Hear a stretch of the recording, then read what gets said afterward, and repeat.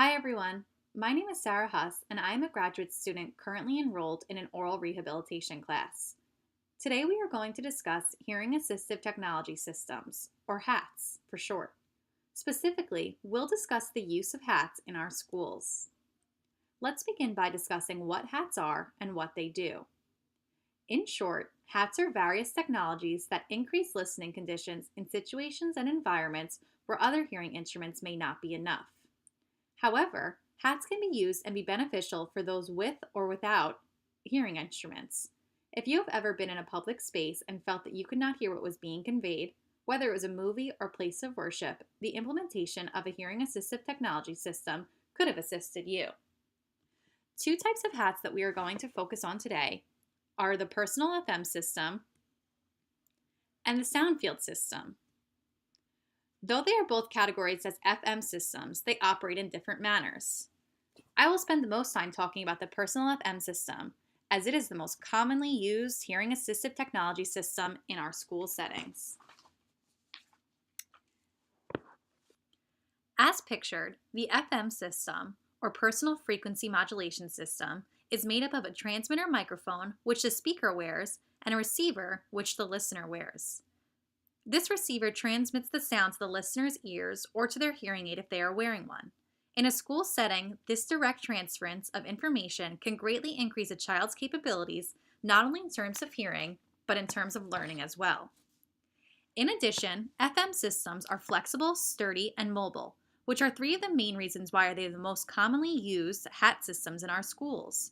Due to the reason that the teacher's voice or other classmates' voices can be transmitted directly to the listener, the FM system helps overcome poor acoustic classrooms and noisy environments. These can be created due to background noises such as group work or noisy light fixtures. The ability for the listener to hear the speaker over these distracting background noises is known as signal-to-noise ratio, or SNR. SNR refers to the amplitude of the signal over the amplitude of the noise.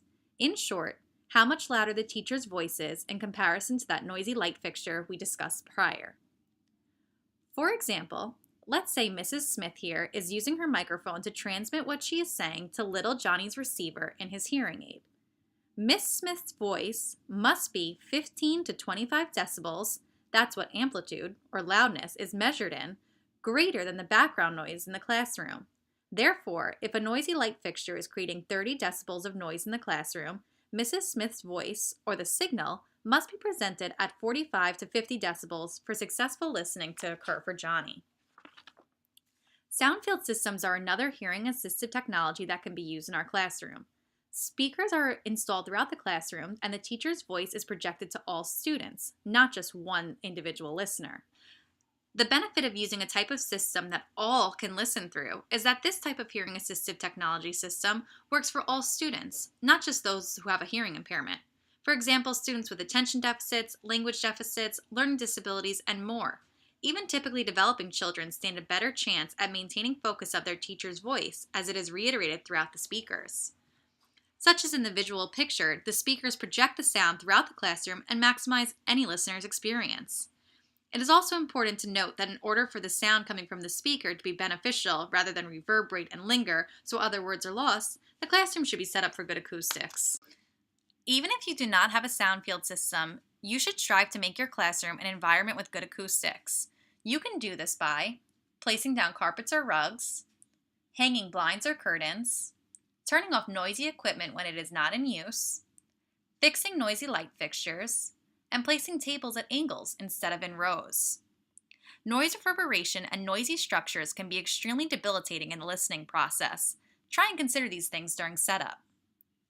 If you have a child you think might qualify for a hearing assistive technology system, such as a personal FM system, you should begin by talking to a teacher of the deaf employed by the school. In most districts, you should be supplied with an initial trial period of the FM system to see if it benefits the child. Legislation, such as the IDEA and ADA, mandate that any person with hearing or communication disabilities have the right to access hearing assistive technology. Under IDEA, a hearing assistive technology system should be included on the child's individualized education plan. The child has the right to hear the teaching going on inside their classroom.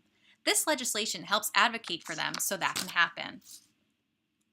Thank you all for taking the time to learn more about hearing assistive technology systems in our school settings. For more information, please visit the sites of the following two organizations or talk to a certified professional.